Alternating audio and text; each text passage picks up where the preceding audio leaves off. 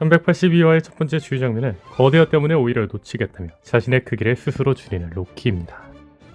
이는 단순히 로키의 능력을 보여주는 장면을 넘어 그동안 로키를 루피의 동료 후보에서 제외했던 가장 결정적인 이유인 거대한 체형의 한계를 단번에 깨뜨리는 중요한 대목입니다.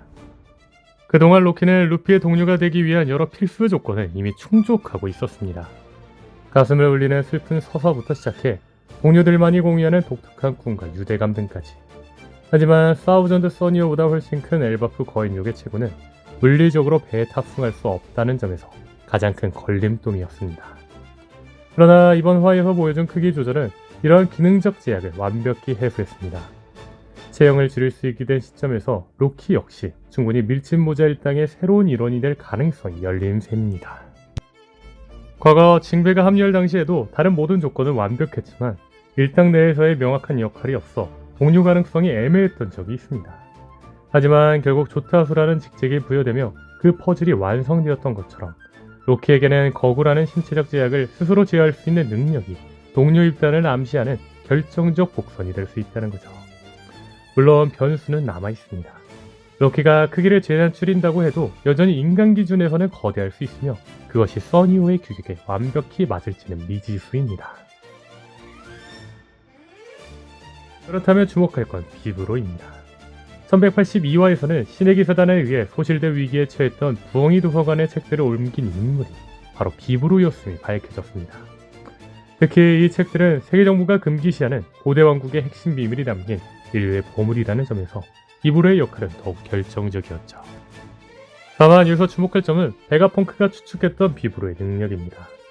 과거 1134화에서 책을 크게 만든 비브로를 보고 베가펑크는 비브로를 무기질을 거대화시키는 육성 열매의 능력자로 추측했지만 이는 공식적인 설정창으로 명시되지 않은 베가펑크의 가설일 뿐입니다. 실제로 비브로가 단순히 거대화만 시키는 능력자라면 그 수많은 책을 혼자서 비밀창고로 옮기는 것은 물리적으로 불가능에 가깝습니다. 따라서 비브로의 진짜 능력은 물체를 크게 만드는 것뿐만 아니라 자유자재로 작게 줄이는 기능까지 포함되어 있을 가능성이 큽니다. 만약 비브로가 크기 조절 능력을 갖추고 있다면 로키의 동료 합류에 있어 최대 걸림돌이었던 체구 문제는 완벽히 해결됩니다. 로키 스스로 크기를 줄이는 것을 더해 비브로의 조력이 합쳐진다면 거인족인 로키가 써니오라는 한정된 공간에 머무는 것이 전혀 불가능한 일이 아니기 때문입니다. 게다가 최근 로키의 능력이 구체적으로 밝혀지면서 그의 동료 합류 가능성이 그 어느 때보다 높아졌습니다. 로키의 동료 가능성의 쐐기를 막는 결정적인 근거는 바로 1170화 표지입니다. 해당 표지에는 숫자 10이 적힌 전기뱀장어가 등장하며 엘바프와 깊은 연관이 있는 우섭이 이를 의미심장하게 지켜보는 장면이 나옵니다. 현재 밀짚모자 일당이 찾고 있는 마지막 동료는 10번째 동료입니다. 그리고 로키의 능력이 번개를 쓸 수 있는 미도우로 밝혀진 점을 상기할 때 표지 속 10이 적힌 전기뱀장어는 로키가 10번째 동료가 될 것임을 암시하는 오다슴의 치밀한 복선으로 해석되겠죠. 다음으로 주목할 장면은 눈에 띄게 지쳐 보이는 이무의 모습입니다. 무리하게 현계에 강림한 부작용이 점차 심해지는 것인지 이무는 계속해서 기침을 내뱉고 거친 숨을 몰아쉬는 등 평소의 신비로운 위압감과는 거리가 먼 위태로운 모습을 보이고 있습니다. 사실 이러한 전개는 이미 예견된 복선이기도 했습니다. 이무가 본체로 직접 강림하겠다고 선언했을 때 오로성들이 필사적으로 이를 만류했었습니다. 실제로 이무는 엘바프의 발을 내디자마자 피를 토하는 모습을 보였죠. 따라서 마리주아를 벗어난 이무가 심각한 부작용을 겪고 있는 현재의 상황은 절대적이었던 신의 권능에도 빈틈이 생겼으며 결국 그를 꺾을 수 있다는 희망적인 시나리오를 가능케 합니다. 결국 이번 에피소드의 핵심은 시간이 될 것입니다. 현재 이무와 대치 중인 로키가 최대한 시간을 끌어주고 루피가 현장에 도착할 즈음 이무와의 상태가 최악으로 치닫는다면 압도적인 신의 위력을 상대로 밀짚모자 일당이 승리하거나 혹은 생존할 수 있는 결정적인 실마리가 될 것으로 보이죠. 다음 주요 장면은 이무의 신기술 일식폭격입니다. 1182화에서 공개된 이무의 신기술 일식폭격은 그 표기와 발음을 유심히 살펴봐야 합니다. 일본어 원문 그대로 읽으면 스이치 미토루라고 발음되는데 이 둘을 합치면 아직트 신화 속 별의 악마인 치치미트리라는 단어가 자연스럽게 완성됩니다. 즉, 이는 오다스미 신화 속 악마 이름을 일본어식 발음으로 교묘하게 치환하여 기술 이름 속에 숨겨놓은 것이죠. 신화 속 치치미틀은 하늘에서 추락한 별들로 평소에는 해골 형상을 한 악마의 모습입니다.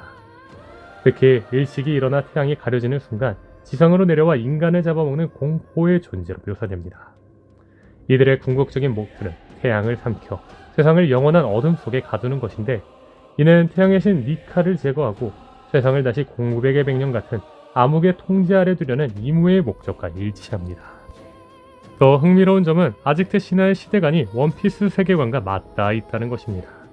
아즈텍 신화에 따르면 인류는 이미 4번의 멸망을 겪었고 현재 5번째 태양의 시대에 살고 있는데, 이 시대가 끝날 때 치치미틀이 강림하여 세상을 멸망시킨다고 전해집니다.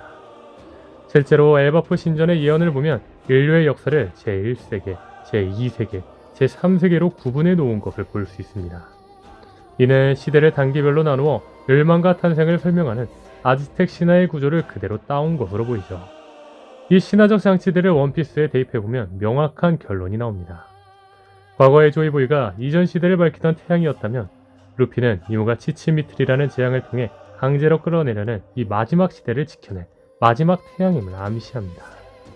결국 이무가 이 기술을 꺼내들었다는 것은 단순히 강한 공격을 하는 것이 아니라 예언된 종말을 실행하여 태양의 시대계를 끝내겠다는 선전포고입니다. 이 기술 하나에 그 존재에 피할 수 없는 숙명적인 최종 결전이 모두 담겨있는 셈이죠.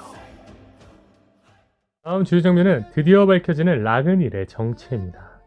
그동안 로키의 곁을 지키던 다람쥐 라그닐의 정체는 사물이 열매를 먹은 형태임이 밝혀졌습니다. 본래 로키가 사용하던 강력한 망치였으나 동물계 환수종인 다람쥐 열매 라타토스크를 먹으면서 자아를 가진 생명체로 거듭난 것이죠. 여기서 충격적인 대목은 라그니르가 세계의 최정점인 이무와 과거의 면식이 있는 사이로 묘사된다는 점입니다.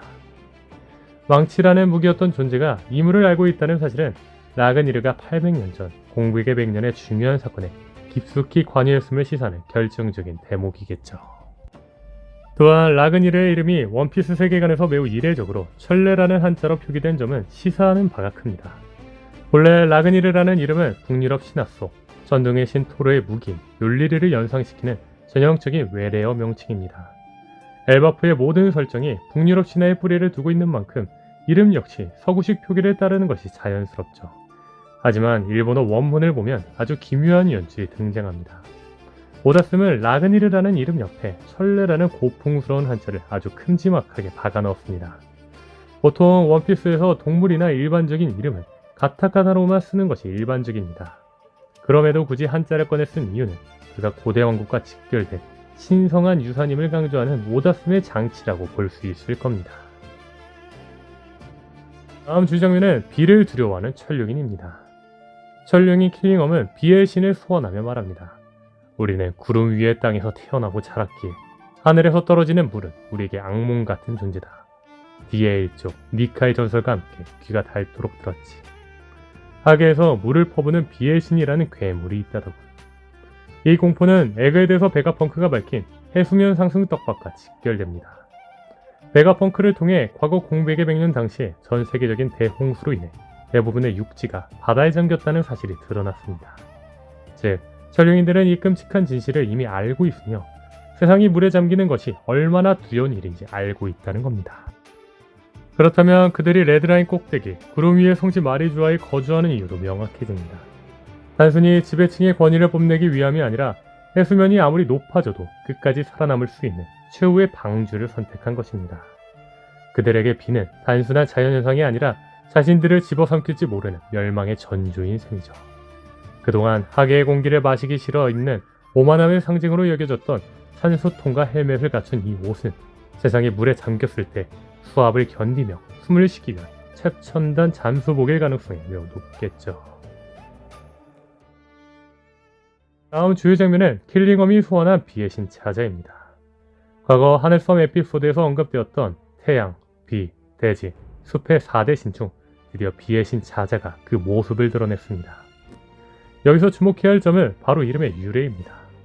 태양의 신 니카가 활짝 웃는 의성에서 따온 이름인 것처럼 자자 역시 일본어로 비가 세차게 내리는 소리 자자에서 가져온 명칭입니다. 이는 나머지 신들의 이름 또한 자연의 소리에서 유래했을 가능성을 강력하게 뒷받침합니다. 그렇다면 대지의 신은 지진이 일어나는 소리인 구라, 숲의 신은 잎새가 바람에 흔들리는 소리인 사라 혹은 자자와 계열일 것으로 추측해볼 수 있습니다. 그런데 만약 대지의 신 이름이 정말로 지진 소리인 구라라면 현재 흔들흔들 열매를 보유한 검은수염 티치가 대지의 신의 자리를 차지했거나 그 운명을 이어받았을 가능성은 확신에 가까워집니다. 분명한 건 티치는 이미 전반적인 설정 자체가 대지의 신이 될 수밖에 없는 복선들로 가득 차 있다는 점입니다. 티치가 가진 두 능력은 모두 대지로 수렴됩니다. 모든 것을 끌어당기는 어둠의 무한 중력은 대지의 근원적인 힘이며 지형 자체를 뒤엎는 지진은 대지의 가장 파괴적인 권능입니다. 또한 능력이 나를 선택했다는 티치의 말처럼 동물계 열매에 깃든 대지의 신이라는 의지가 티치를 스스로 선택했다는 거죠. 태양의 신이 루피를 택한 것처럼 말이죠. 분명한 건 하늘섬의 에넬이 동경했던 페어리바스의 정체는 결국 달이었고 이는 곧 끝없는 대지를 의미합니다. 즉, 어린 시절 달을 바라보던 티치의 모습은 그게 대지의 기운과 깊게 연결된 존재임을 암시한 걸 수 있겠죠. 결국 비의 신 자자의 등장은 태양의 신 루피뿐만 아니라 대지의 권능을 손에 넣은 티치와의 피할 수 없는 3파전 혹은 최종 결전을 예고하는 거대한 서막이라 할 수 있습니다. 그렇다면 여기서 우리가 반드시 짚고 넘어가야 할 질문이 있습니다. 800년의 시간을 뛰어넘어 태양의 신 니카로 각성한 루피처럼 이 시대에 비의 신 자자의 권능을 이어받아 세상에 비를 내릴 자는 과연 누구일까요? 저는 그 주인공이 바로 네펠탈리 비비라고 생각합니다. 엘바프가 태양의 신 니카를 오랫동안 숭배해왔듯 사막의 나라인 알라바스타가 역사상 가장 간절히 영원해온 것은 다름 아닌 비였습니다. 어쩌면 알라바스타는 아주 먼 옛날 비의 신 자자를 모시던 신성한 성지였을지도 모릅니다. 그리고 수천 년간 이어져온 그 간절한 기도의 결실이 현 시대에 이르러 비비라는 존재로 기결된 것이 아닐까요? 이에 대한 구체적인 이야기는 해당 영상을 참고해주세요. 그리고 제 가설대로 만약 비비가 정말 비의 신 권능을 이어받을 존재라면 그동안 풀리지 않았던 원피스의 수많은 떡밥이 단번에 해소됩니다. 이무가 수많은 사진 중 유독 비비의 사진만을 뚫어지게 응시하며 고뇌에 빠졌던 이유는 단순히 그녀가 릴리를 담아서가 아닙니다. 이무는 본능적으로 직감했을 것입니다. 릴리에서 티티를 거쳐 비비에게로 이어지는 이 이름의 리듬 속에 800년 동안 잠들어 있던 비의 신 자자의 권능이 다시금 꿈틀대고 있다는 사실을 말입니다. 800년 전 네페탈리 릴리는 이무와 함께 세계 정부를 결성한 20명의 왕 중 한 명이었습니다. 만약 릴리가 정말 비의 신의 힘을 가졌다면 공백의 100년 당시에 세상을 바다 아래로 침몰시킨 결정적인 힘은 바로 릴리가 몰고 온 거대한 폭풍우였을 가능성이 큽니다. 최근 에그헤드 에피소드에서 베가펑크는 과거 대홍수로 인해 고대 왕국을 포함한 모든 육지가 바다에 잠겼다는 사실을 폭로했습니다. 이 금기된 역사와 연결해본다면 이무와 릴리는 한때 고대 왕국을 수몰시키고 세상을 물바다로 만든 공동의 주역, 즉 공범이었을지도 모릅니다.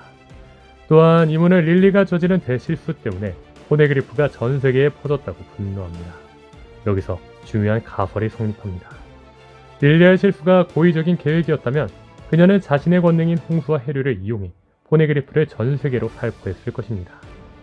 인위적인 운반으로 불가능한 광범위한 살포를 비의 신의 힘으로 수행한 것이죠. 이무에게 비비는 릴리의 배신을 상기시키는 존재이자 자신이 구축한 세계를 위협할 수 있는 유일한 대악마입니다.